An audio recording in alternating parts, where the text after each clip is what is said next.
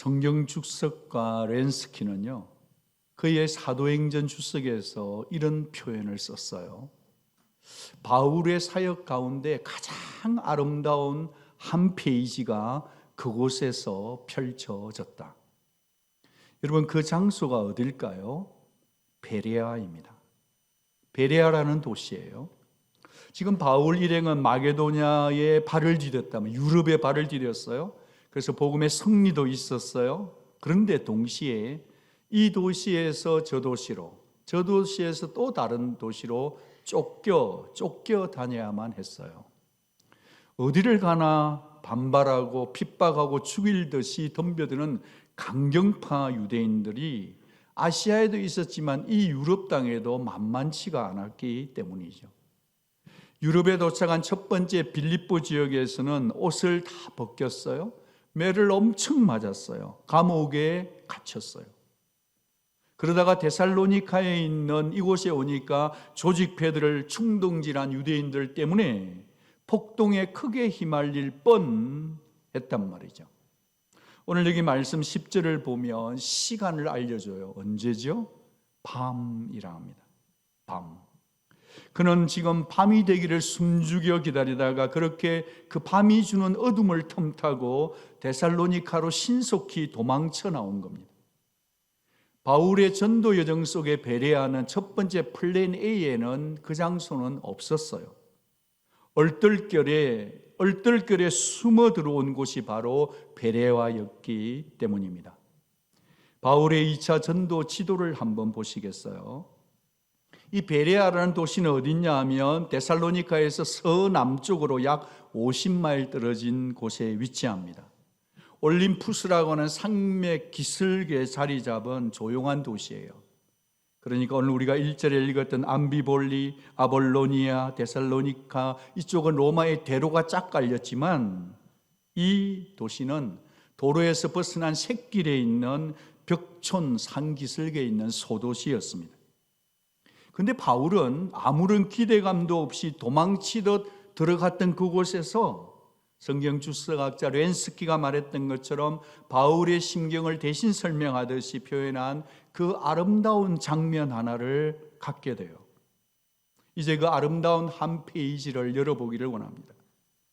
바울이 지금 아니나 다를까 또다시 바울은 맨 먼저 또 유대인 회당에 찼습니다. 아니, 그만큼 당했으면 다시는 회당 쪽을 쳐다보지도 않을 것 같은데 말이죠. 여전히 바울은 회당에 들어가죠. 그런데 말입니다. 분위기가 완전히 데살로니카와는 완전히 확연히 달랐던 모양입니다. 전한 복음의 메시지는 똑같았는데 듣는 청중들의 반응이 확연히 달랐더라. 얼마나 달랐으면 이렇게 대놓고 노골적으로 비교를 했을까요? 베레아에 있는 사람들은 데살로니카에 있는 사람들보다 더 너그러웠다 합니다. 여러분, 이렇게 가기 전에 데살로니가 전서를 꼼꼼히 읽다 보면 2장 13절에 이런 말씀이 있어요. 데살로니카에 있는 성도들도 하나님의 말씀을 받을 때에 사람의 말로 받지 않고 하나님의 말씀으로 받았으니 그 받은 말씀이 믿는 자 속에 역사했던 곳 데살로니카 교회라고 칭찬했어요. 그러니까 여기서의 데살로니카와 베레아의 비교는 데살로니카 교회 전체가 아니라 데살로니가 지역에 있던 감정적으로 역반응하며 말씀을 거부했던 사람들과의 비교 평가인 거죠. 그러니까 데살로니카 교회를 깎아내릴 의도가 아니라 베레아의 말씀 공동체가 얼마나 분위기가 특별했는가, 얼마나 강렬한 감동을 주었는가에 대한 비교죠. 그러면 비교했으니까 그 차이점을 한번 주목해 보고 싶습니다. 11절 말씀을 보시면 베레아 사람들을 특정 짓는 세 가지 중요한 키워드가 있어요. 사도행전 17장 11절. 베레아에 있는 사람들은 데살로니카에 있는 사람보다 더 너그러워서 간절한 마음으로 말씀을 받고 이것이 그런가 하여 날마다 성경을 상고했더라. 세 가지 키워드는 너그럽다, 간절한 마음으로 상고했다는 너그러움, 간절한 마음 상고일 것입니다. 자, 그렇다면 먼저 그들이 더 너그러웠다 하는 이 말씀을 좀 곱씹어 보고 싶습니다.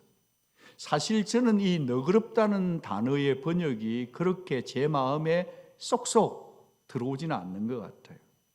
왜냐하면 이 너그럽다라고 하는 헬라어 단어 유게네스는 번역에 따라 여러 가지가 있어요. 고상하다, 고귀하다, 신사적이다, 너그럽다가 있지만 파워포인트를 보시면 너그럽다라는 것은 유게네스인데 고상한으로 일축되기 때문입니다.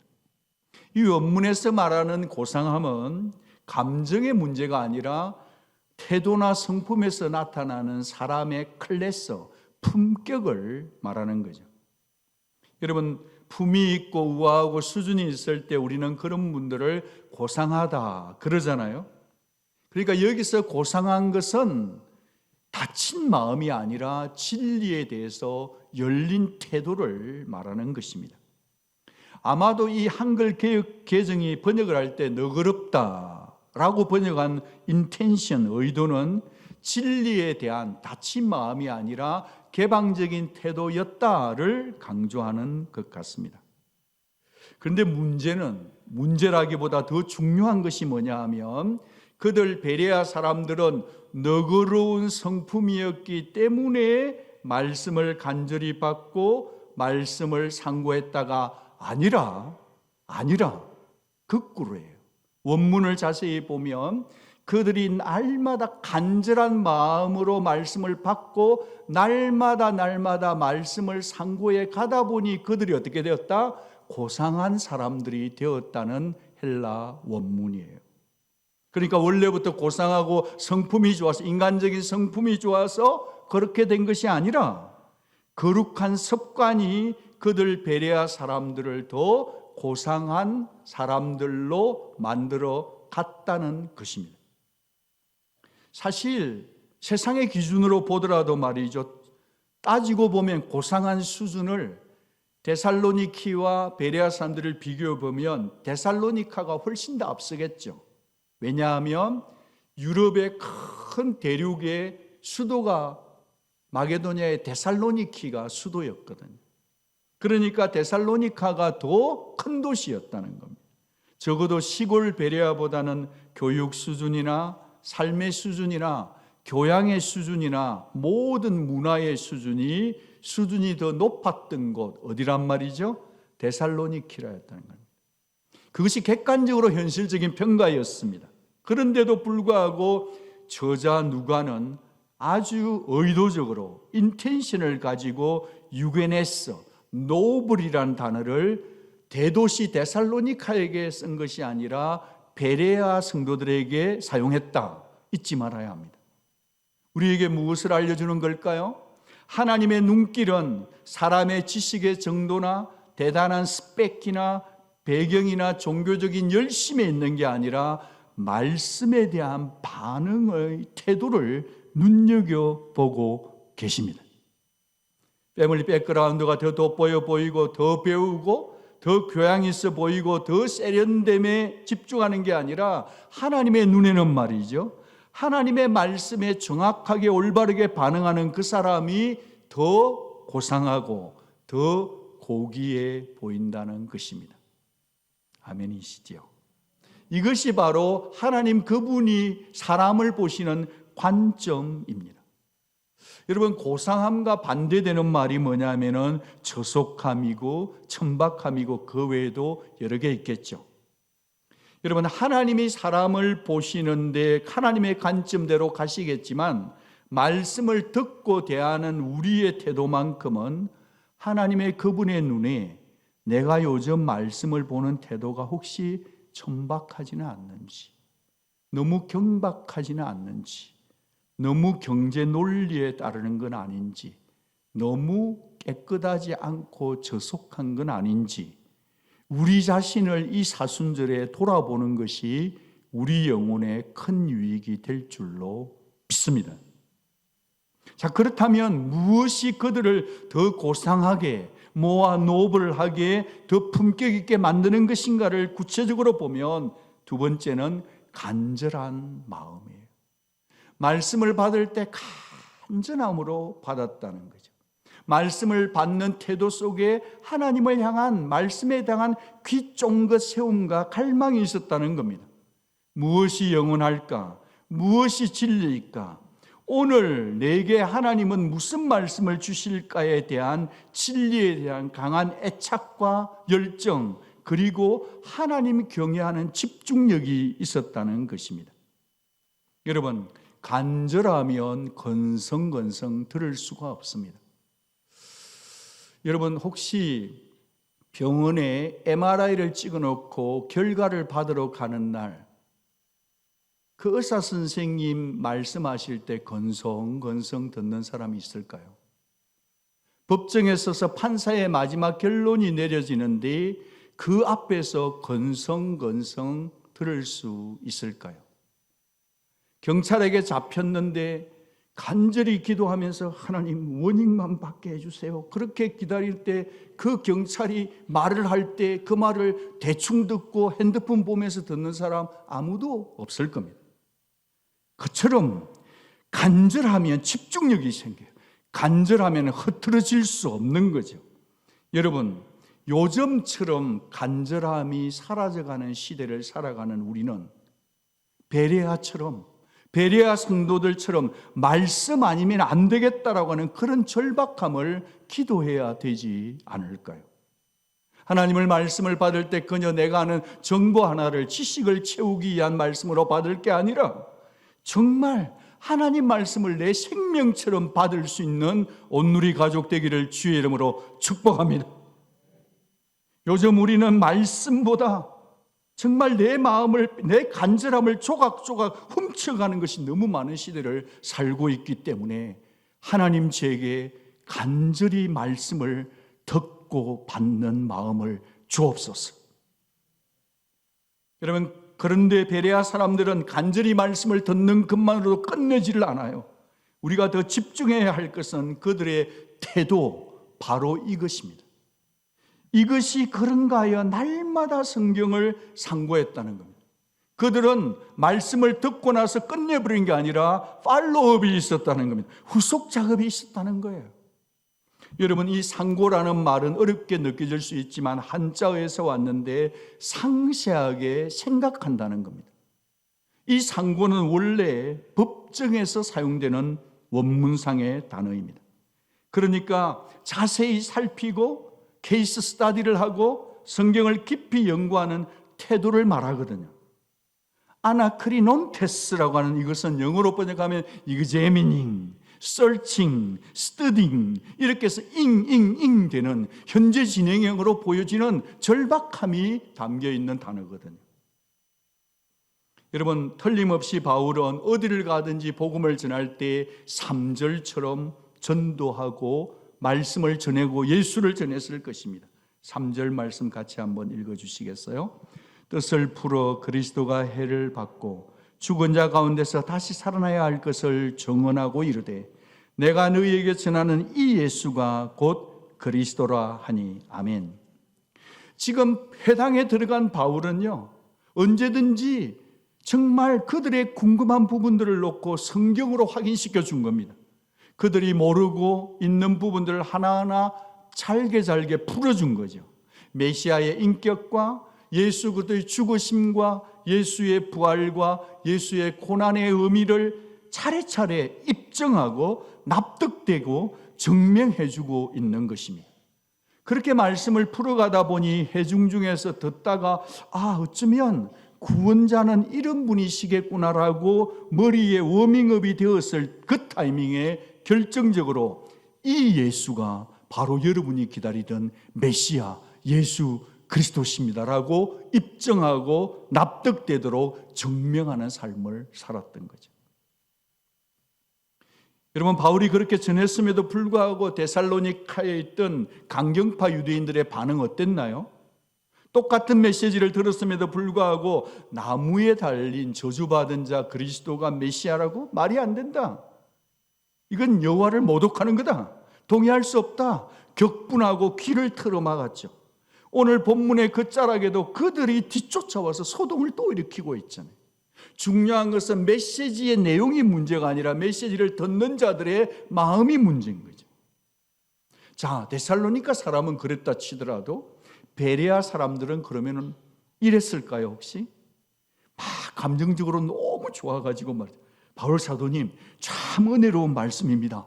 너무 좋아요. 그랬을까요? 아니에요. 그들은 흥분도 안 해요. 거부도 안 해요. 아멘도 안 했어요. 그들은 한 번 더 내 눈으로 확인해 보아야 되겠다 했습니다. 하나하나 들었던 것을 기억을 떠올리면서 정말 그분이 메시아가 맞나를 다시 성경을 찾아가며 다시 비교하며 다시 연구하며 다시 검토했어요. 이게 뭐죠? 상고라는 겁니다. 여러분 한번 상상해 보시겠어요? 그때는 신약 성경이 완성되지 않았을 때예요. 구약도 필사본이라 가격이 굉장히 비쌌어요. 구약 성경을 다 가진 가정이 정말 귀족들 외에는 거의 없었어요. 그러니까 그들은 어디로 달려갔을까요? 회당으로 간 겁니다. 여러분 우리야 요즘에는 그냥 앱으로 탁탁탁 누르고 그것도 힘들어서 손가락이 힘들어서 열 마음이 없을. 여러분 그렇지만 그들은 회당으로 가서 그 긴 두루마리 성경을 꺼내는 거예요. 이 말씀을 보다가 다른 말씀이 생각나면 또 둘둘 말린 두루마기를 다시 끌어내고 또 찾아서 그것을 비교, 대조 보고 있는 거죠. 이것은 혼자 할 수 있는 일이 아니라 공동체가 같이 했던 말씀 연구였다는 겁니다. 그런데 그것이 일주일에 한 번 한 게 아니라 언제 했어요? 날마다 했다는 거예요.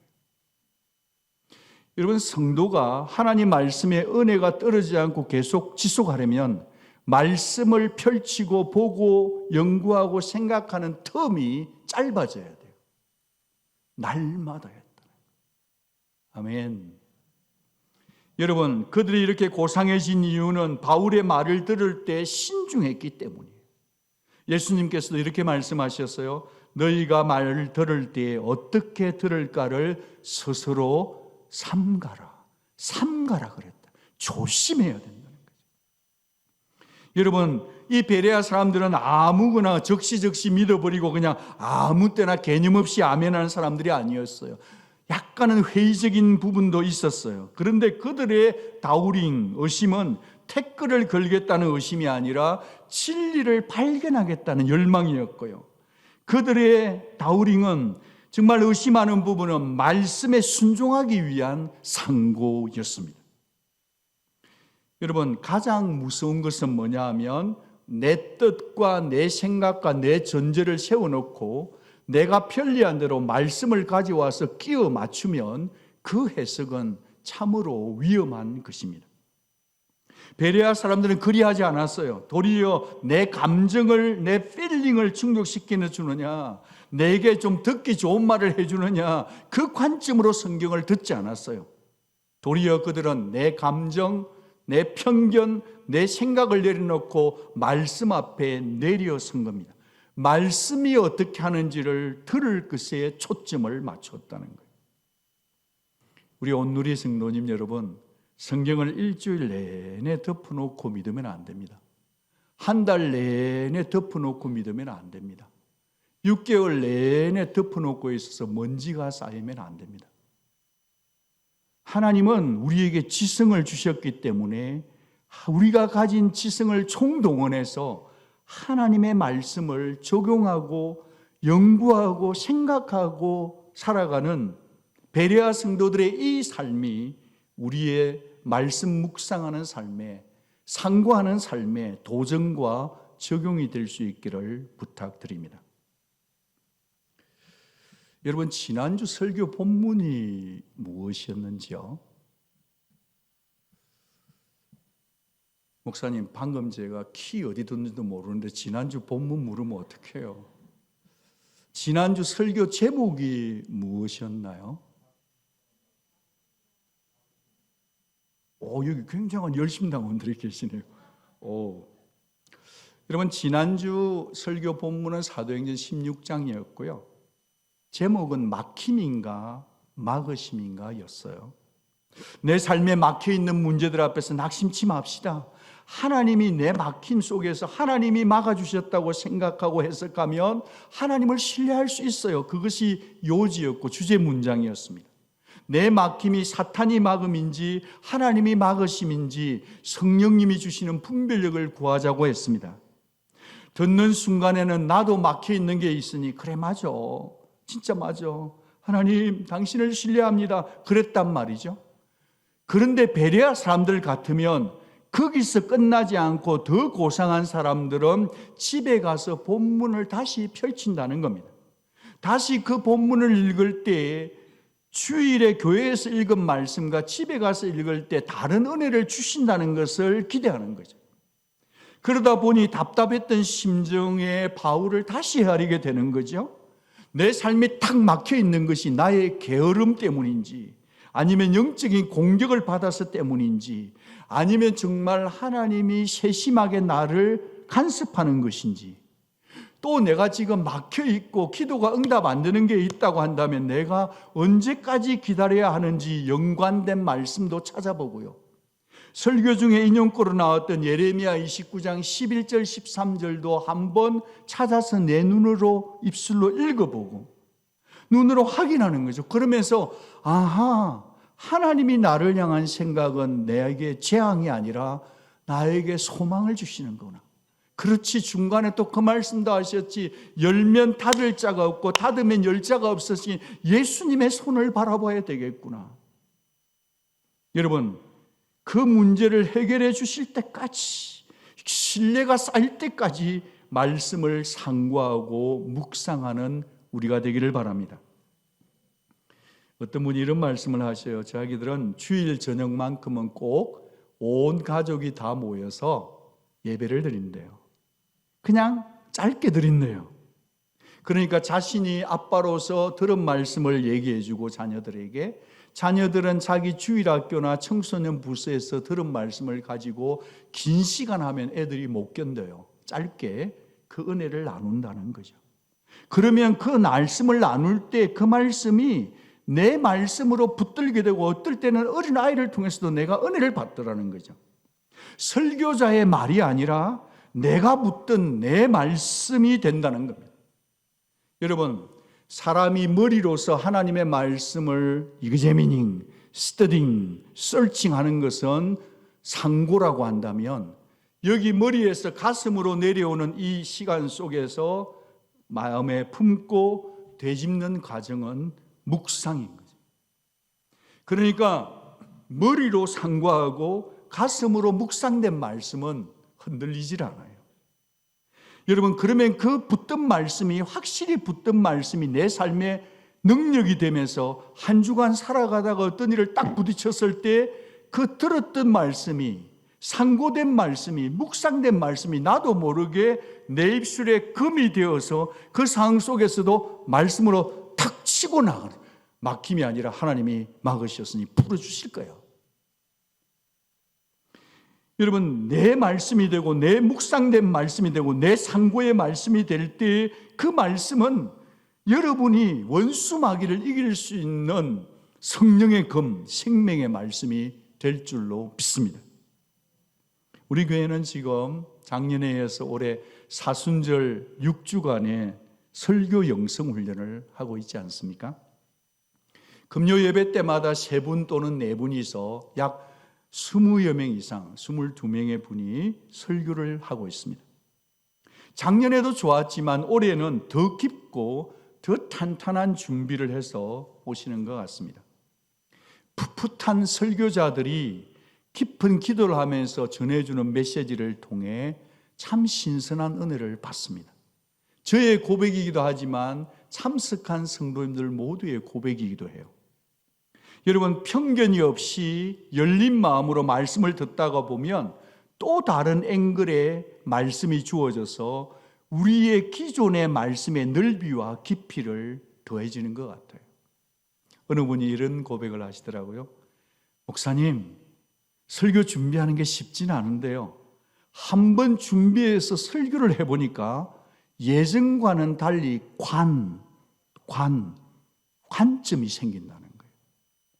이전에는 수동적으로 듣기만 했는데 이제 전하기 위해서 능동적으로 말씀을 연구하고 검토하는 상고의 과정과 내용을 빌드업을 하다 보니까 그것이 유익함이 되어서 요즘 가정예배 드릴 때 그 주어진 관점으로 예배를 인도하게 된다고 했습니다. 여러분, 다시 본문으로 돌아왔어요. 본문으로 다시 돌아와서 여러분, 그렇게 간절한 말씀으로 마음을 받고 상고했던 결과가 뭔죠? 같이 한번 읽어주시겠어요? 그 중에 믿는 사람이 많고 또 헬라의 기부인과 남자가 적지 아니하니.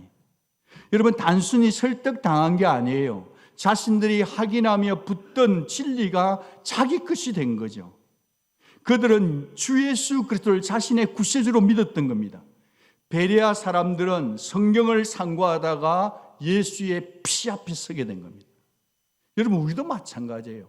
성경을 깊이 상고하는 사람은 결국 예수 앞에, 십자가 앞에, 예수 피 앞에 서게 되는 줄로 믿습니다. 성경의 중심은 언제나 예수의 피와 십자가 복음 속에 있거든요. 여러분, 제가 저기를 보니까 그 결과 유대인뿐 아니라 많은 상류층, 헬라의 기부인과 남자가 적지 않고 예수를 믿었다 합니다. 저걸 보면서 야, 왕과 사는 남자, 왕과 사는 남자, 왕 대신 하나님과 사는 남자는 말씀을 상고하는 자구나. 여러분, 이 시대에 우리 교회는 그래도 남자분들이 꽤 많은 편인데 남자가 말씀을 읽어야 가정이 삽니다. 아빠가 성경을 읽어야 그 가정이 평안합니다. 아빠가 말씀을 상고해야 자녀들에게 말빨이 서요. 하늘의 왕과 사는 남자는 말씀을 묵상하고 살아갈 수 있어야 합니다. 저는 저기 보면서 남자가 적지 않다. 하나님 아버지, 우리 교회 가운데 참으로 말씀을 사랑하고 왕 대신 하나님과 말씀으로 사는 남자들이 많아지는 공동체가 되게 주옵소서 기도했습니다. 사랑하는 여러분, 실제로 저기에 가보면 거기에는 아프로디테의 진부한 미소가 있어요. 조각상으로 되어 있거든. 아테네 여신의 그 차가운 회색의 눈에서는 사람들이 종교성은 있지만 자주자주 올라가고 바라보지만 그 속에 진리의 빛은 없었기 때문에 그들에게는 소망이 없었다는 겁니다. 사랑하는 여러분, 그 소망이 없는 땅에 예수 그리스도의 십자가의 복음이 전해지니까 그 외딴 소도시에 베레아에서 펼쳐진 하나님의 은혜가 거룩한 은혜, 아름다운 은혜, 하나님의 말씀을 두려워 뜨는 헬라의 귀족성이 돌아오는 은혜, 남자들이 돌아오는 은혜가 임한 줄로 믿습니다. 여러분, 바울이 얼마나 쫓겨다니면서 두들겨 맞으면서 힘들었을까요? 그런데 그처럼 힘들었지만 데살로니카에서 남자가 비겁하게 부끄럽게 쪽팔리게 숨어서 도망쳐 왔지만 베레아에 왔는데 그 베레아 공동체가 너무 말씀을 사랑하고 말씀을 상고하고 말씀을 날마다 묵상하고 변화가 되니까 그것을 지켜보는 바울이 얼마나 감격되고 얼마나 이 복음을 전하는 것이 자긍심이 생겼겠냐고요. 여러분, 혹시 이런 궁금증이 생기지 않으세요? 왜 그러면 에베소서도 있고 데살로니가 전서 후서도 있고 고린도 전후서도 있는데 왜 베레아서는 없습니까? 혹시 이런 생각 드시는지 모르겠어요.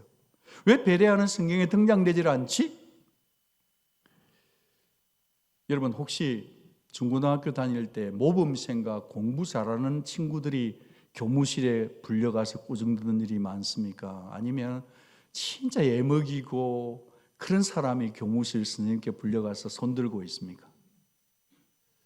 이 베레아 사람들은요, 말씀을 워낙 깊게 묵상하고 말씀이 체질화되었기 때문에 어쩌면 경고의 편지를 쓰지 않아도 되는 곳이 아니었나, 그런 생각을 해보게 됩니다. 이제 우리에게로 방향을 좀 돌려보고 싶습니다. 여러분 요즘 어떻게 살고 계십니까? 여러분 혹시 베레아 성도들처럼 말씀 앞에 홀로 서기를 계속 붙들고 계십니까?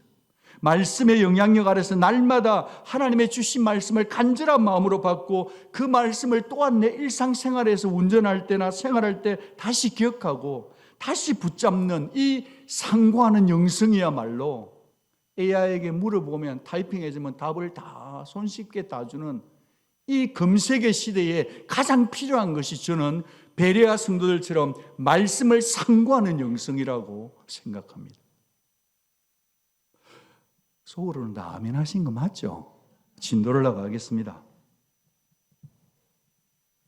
검색하는 시대, 편한 시대, 유튜브 윙하는 시대에 진짜 성경을 뚫어지게 쳐다보며 성경 속으로 들어가며 줄치고 옮겨 적고 새기고 가슴에 새기고 진짜 이 상고하는 영성 아니고는 음란과 정욕, 세상의 이 물길을 이겨내기가 쉽지 않을걸요. 다시 한번 말씀드리기는 지금은 말씀을 상고하는 영성이 필요한 시대예요. 하나님 말씀하십니다. 같이 한번 읽어주시겠어요? 물은 마음이 가난하고 심령에 통회하며 내 말을 듣고 떠는 자 그 사람은 내가 돌보려니와. 여러분 하나님이 여러분을 돌보시는 줄 믿으시기 바랍니다. 하나님이 여러분을 돌보시는데 조건이 있어요. 하나님 말씀을 두려워 떨고 사는 자는 하나님이 100% 돌봐주십니다. 하나님 말씀 앞에 떨 줄 아는 저와 우리 온누리 가족 되기를 바랍니다. 날마다 성경을 상고하십시오. 날마다 예수 그리스도를 아는 넓이와 깊이가 깊어지고 넓어지고 튼튼해지는 저와 여러분 되기를 바랍니다. 마지막으로 예수님의 말씀 한 구절을 읽고 기도했으면 해요.